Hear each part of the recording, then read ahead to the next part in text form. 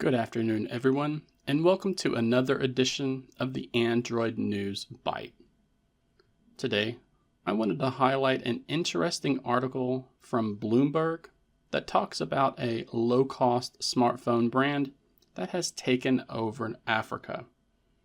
The company is formally known as Transsion, but you may be more familiar with the smartphone brands they sell, which include Itel, Tecno and Infinix.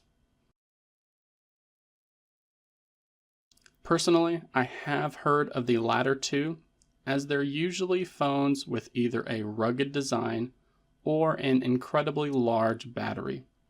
However, that first brand was new to me.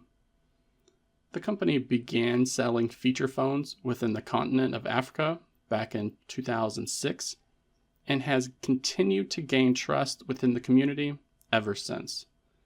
It looks as if they've been growing so much lately that the company ranked 4th during the first quarter of 2024 when it came to global smartphone shipments, an impressive 85% growth compared to the year prior.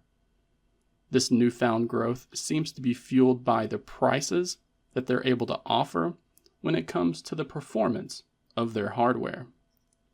Other popular Chinese brands don't seem to be able to compete on this level, considering the brands have become so known throughout the last 2 decades.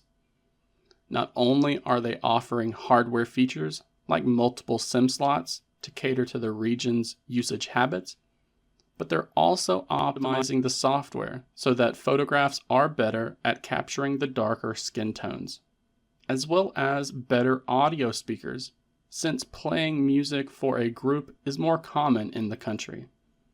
They've been able to do this throughout the years by cutting down on supply chain costs, while also increasing value with the services they offer.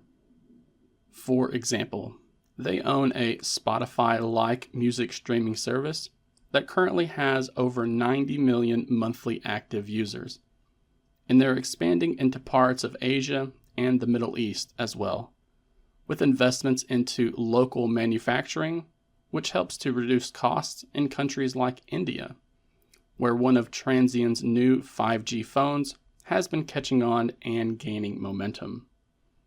Smartphone companies like Transsion on bigger OEMs, including Samsung, Oppo, and Xiaomi, with some even saying that Apple has struggled due to the competition. Africa just recently hit a milestone as smartphone shipments have finally surpassed those of feature phones, and the momentum that phones like Itel, Tecno, and Infinix has gained don't seem to be stopping anytime soon. This type of competition may be why Samsung has chosen to opt for MediaTek chips in more of their devices recently, as companies are trying to cut costs in any way that they can. But I would be curious to hear if you've ever heard of these smartphone brands and if you have any personal experience with using them. Please share your thoughts down in the comment section below, and do not forget to like this video while also subscribing to the channel for more Android news content like this.